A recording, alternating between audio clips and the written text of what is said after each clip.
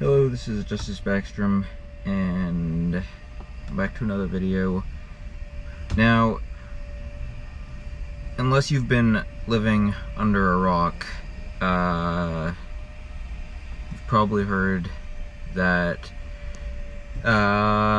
Saturday there was an attempt on President Trump's life, and you would actually have to be living under a rock, literally, to not have heard of it by now, because this is easily the biggest news story of my lifetime.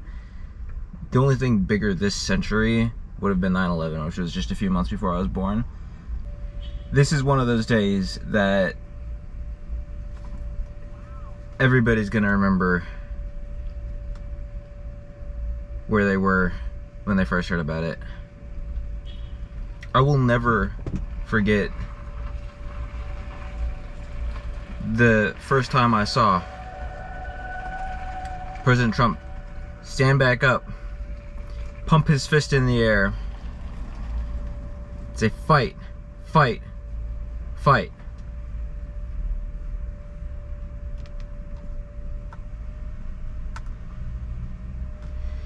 Got up, let the crowd know he was okay.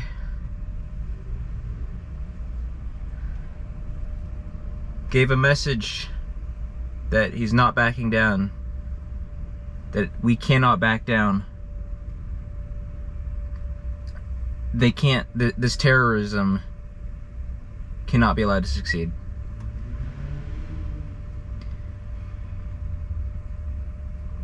I was scared. I am honestly glad that I did not see it live, because it was scary enough hearing about it after the fact, knowing that he had survived. But that 5 to 10 seconds of not knowing, that would have been truly terrifying to have witnessed live. I guess I'd never really... I'd always imagined that at some point there would be an assassination attempt. But it was never... the thought was never quite real to me until then. I always figured, you know, he's probably got body armor, and snipers don't generally go for headshots. But this one did. He got it, technically. The ear is part of the head. It only takes once.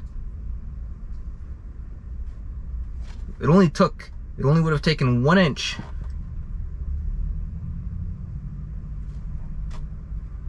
It'd all be over.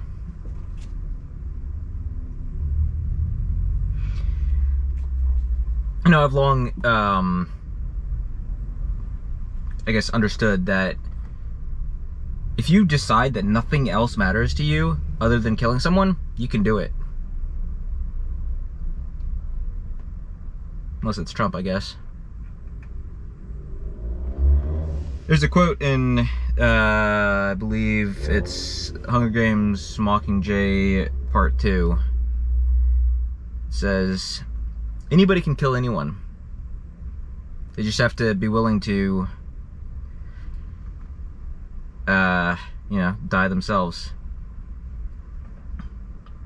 I'm glad that the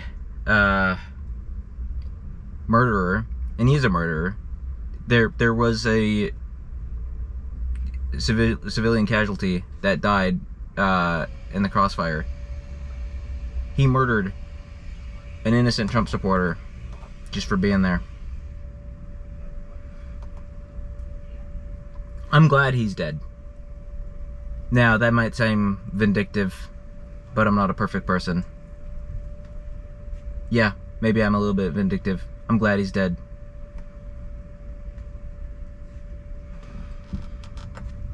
And I hope he died knowing that he had failed. I hope he died knowing that he died for nothing. Again, that might be vindictive, but I'm not a perfect person.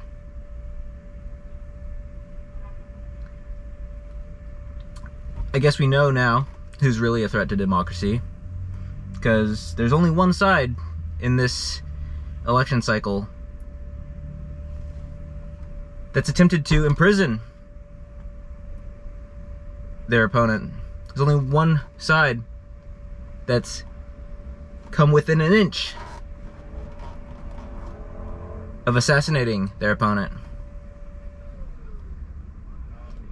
Now, there's always going to be crazy people. And you can't demonize an entire political side for the actions of one evil person.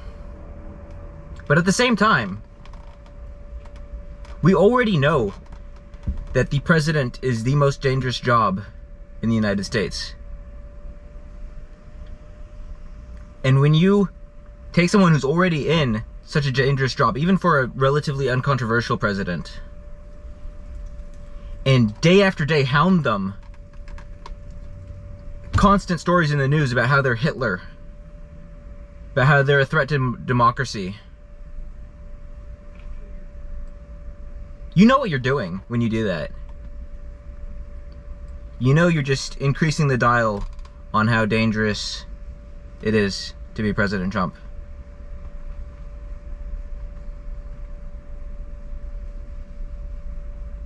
I'm not saying that they have equal responsibility, obviously, with the person that actually pulled the trigger.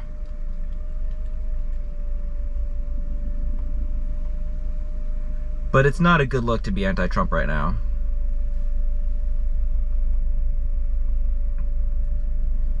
President Trump will carry that wound in his ear for the rest of his life.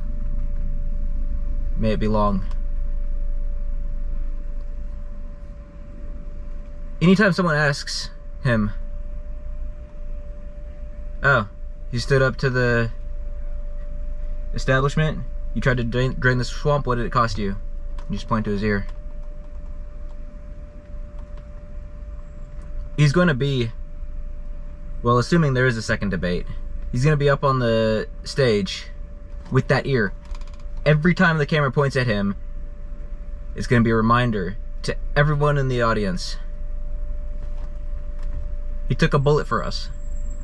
He literally took a bullet for us.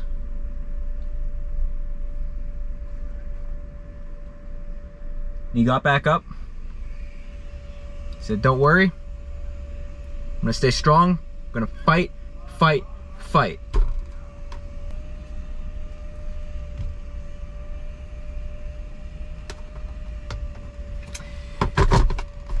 If you can't vote for a man like that, it's not him, it's you.